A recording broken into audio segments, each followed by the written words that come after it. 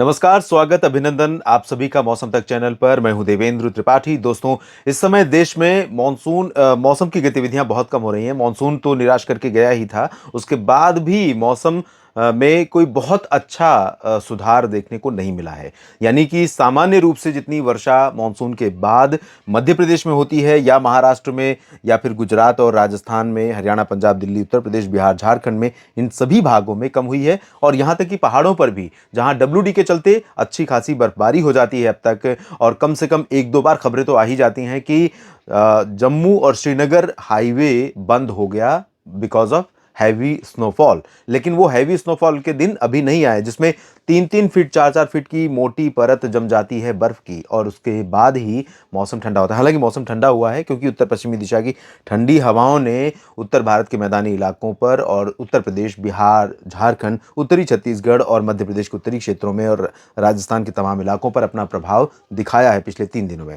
और अगले 24 घंटों के दौरान क्या रहेगा, इस टेम्परेचर की बात करेंगे, हवाओं की दिशा की बात करेंगे, बारिश कहां पर हो सकती है, अगला डब्ल्यूडी, अभी जो प्रभाव है डब्ल्यूडी का, उसका असर 23 नवंबर को रहेगा। अगला डब्ल्यूडी कब आएगा इसकी भी बात करेंगे, और यहां पर क्या संभावनाएं हैं। और साथ ही साथ आपको बता दूं कि बंगाल की खाड़ी में एक नया weather system, strong weather system बनने जा रहा है। उसका प्रभाव भी भारत के ऊपर पड़ सकता है। लेकिन विडंबना यह है कि ये लगातार तीसरा सिस्टम होगा, जिसका ट्रैक अभी के आधार पर उसी दिशा में नजर आ रहा है जिस दिशा में पिछले 2 तूफान गए हैं बांग्लादेश की तरफ। मैं ये नहीं कह रहा हूं, मैं ये अपेक्षा नहीं कर रहा हूं कि कोई तूफान बने और भारत की तरफ आए और तबाही मचाए। मैं जरूर इतनी अपेक्षा कर रहा हूं कि कोई ऐसा सिस्टम बने जो कम से कम ओडिशा, छत्तीसगढ़ और मध्य भारत की तरफ बढ़े, तो थोड़ा सा बिहार, झारखंड, और कभी कभी बड़े सिस्टम होते हैं तो उत्तर प्रदेश और राजस्थान, गुजरात और महाराष्ट्र के तमाम इलाकों और मध्य प्रदेश के तमाम इलाकों में बारिश होती है। तो फिलहाल आइए जानते हैं 23 नवंबर को कैसा मौसम रहेगा। जहां तक बात उत्तर भारत में पश्चिमी विक्षोभ के प्रभावों की है, तो उत्तर भारत के पहाड़ों पर, गिलगित बाल्टिस्तान, मुजफ्फराबाद में तो बर्फबारी या बारिश हो सकती है थोड़ी बहुत, क्योंकि काफी दूर से ये सिस्टम निकल रहा है। आप देख सकते हैं इसका प्रभाव ऊपर की तरफ ज्यादा है और निचले इलाकों में कम है। लेकिन इसके बावजूद जम्मू कश्मीर और लद्दाख तथा हिमाचल के उत्तरी क्षेत्रों में कुछ स्थानों पर बादल दिखाई देंगे, डलहौजी, धर्मशाला और आसपास के हिस्सों में, और साथ ही साथ श्रीनगर, गुलमर्ग, काजीगुंड, पहलगाम में, और इन भागों में कुछ स्थानों पर वर्षा रिकॉर्ड की जा सकती है। हल्की फुल्की बारिश हो सकती है जो उत्तरी क्षेत्र हैं, लेकिन चांसेस भी उसके बहुत कम है। और जहां तक निचले इलाकों की बात है, तो जम्मू, कटरा, उधमपुर से लेकर रायसी समेत ये जो दक्षिणी क्षेत्र है जम्मू कश्मीर में, और शिमला, ऊना या हमीरपुर, और ये जो पश्चिमी हिस्सा है यहाँ पर, पूर्वी हिस्सा है हिमाचल प्रदेश का, यहाँ पर भी ड्राई वेदर रहेगा। बारिश की उम्मीदें न के बराबर हैं। उत्तराखंड में भी बारिश नहीं होगी, और उत्तराखंड में उत्तरकाशी में आपको एक जानकारी होगी कि सिलक्यारा में एक टनल यानी सुरंग में जो धंस गई थी, जिसमें 41 मजदूर फंसे हुए हैं, वहां पर राहत और बचाव का काम तेजी से चल रहा है। और तमाम एजेंसियों को, लगभग 9 एजेंसियां देश की लगा दी गई हैं, जिनको अपने अपने काम में महारत हासिल है और वो लगी हुई हैं। लेकिन मामला थोड़ा सा पेचीदा है, इसलिए टाइम लग रहा है। और अच्छी बात यह है कि अभी इस समय यहाँ पर बारिश या बर्फबारी नहीं हो रही उत्तरकाशी में। अगर यहाँ पर मौसम खराब होता तो हालात और बदतर हो जाते, और वो जो मजदूर फंसे हुए हैं यहाँ पर, उनकी जिंदगी के लिए चुनौती और बढ़ सकती थी। तो अभी हम सभी और आप सभी प्रे कर रहे होंगे, भगवान से प्रार्थना कर रहे होंगे कि यहाँ पर जो राहत और बचाव का अभियान है वो जल्दी से पूरा हो, उन मजदूरों को, श्रमिकों को निकाला जाए। और उन 41 मजदूरों के परिवार वालों की हालत आप सोचिए कि 12 नवंबर की घटना है, दीपावली के दिन की, और उसके बाद से अब तक 10 दिन बीत चुके हैं और हालात काफी खराब बने हुए हैं। लेकिन अच्छी खबर यह है कि यहाँ पर राहत और बचाव कार्य चल रहा है, और मजदूरों से, श्रमिकों से बात हो रही है, और वहाँ पर काम तेजी से चल रहा है। तो इस बीच यहाँ पर अभी कम से कम अगले 3-4 दिनों तक बारिश या बर्फबारी उत्तराखंड में नहीं होगी, तो ये अभियान चलता रहेगा ठीक से। और पंजाब, हरियाणा, दिल्ली से लेकर राजस्थान और उत्तर प्रदेश के क्षेत्रों में, मैदानी इलाकों में जो हवाएं अभी चल रही हैं उत्तर पश्चिमी दिशा की, जिनके चलते तापमान में गिरावट यहाँ पर रिकॉर्ड की गई है, और मौसम ठंडा हुआ है, थोड़ा सा अचानक ठंडा हुआ। 3 दिनों में तापमान में काफी गिरावट आई है।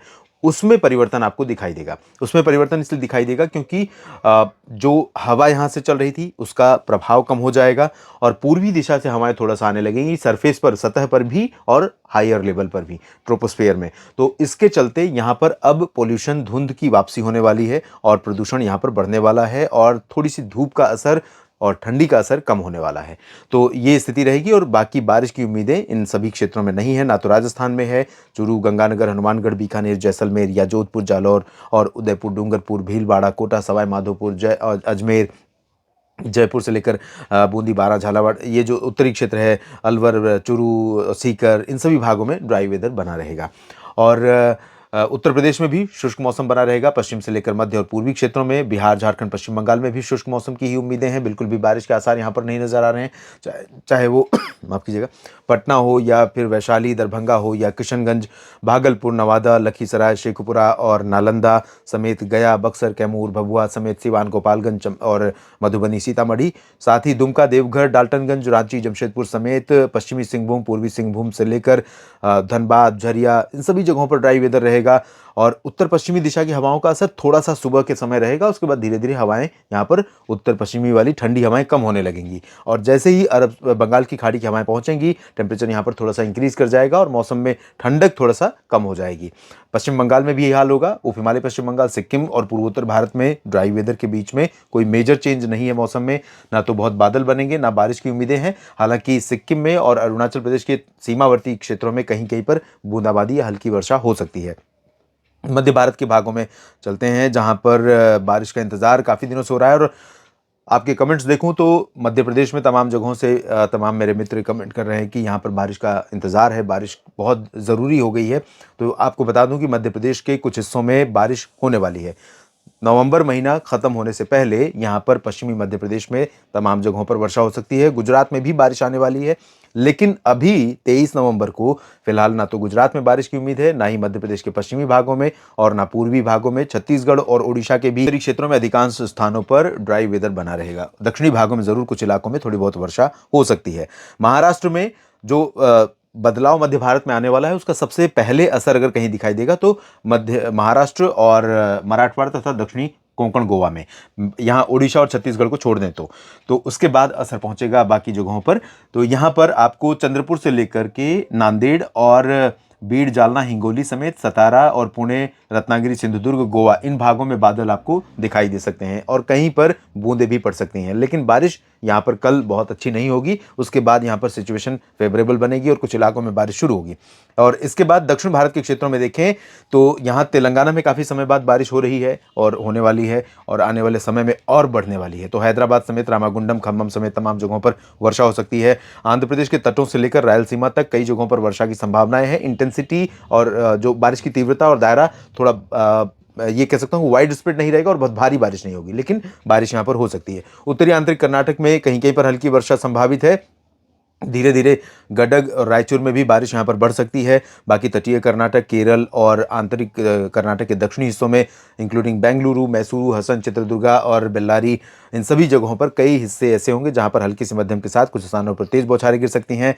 तमिलनाडु का पूरा आंतरिक क्षेत्र प्रभावित होगा और वेल्लोर, सेलम, तिरुचिरापल्ली, मदुरई, कोयम्बटूर से लेकर तंजावुर, कडलूर और पंबन तक तमाम जगहों पर वर्षा की संभावनाएं हैं। चेन्नई और पुदुचेरी में भी बारिश होगी, लेकिन आंतरिक इलाकों में ज़्यादा होगी तटों की तुलना में। लक्षद्वीप में कई जगहों पर भी बारिश होने की संभावना है। अंडमान व निकोबार द्वीप समूह में फिलहाल अभी नहीं होगी, लेकिन जल्दी ही यहाँ पर बारिश बढ़ने वाली है, क्योंकि एक सिस्टम, एक हवाओं का सर्कुलेशन, दबाव पूरब दिशा से आने वाला है और वो भारत के मौसम को नवंबर के आखिर में बड़े पैमाने पर प्रभावित करेगा। अगले बुलेटिन में बात करेंगे। इस वीडियो में फिलहाल इतना ही। लगातार आप बने रहिए मौसम तक चैनल के साथ। जानकारियां ठीक लगें तो वीडियो को लाइक और शेयर करना ना भूलें और कमेंट बॉक्स में अपनी प्रतिक्रिया दोस्तों ज़रूर दीजिए। चैनल को सब्सक्राइब नहीं किया है तो सबसे पहले कर लीजिए। आप सभी का बहुत बहुत धन्यवाद। नमस्कार।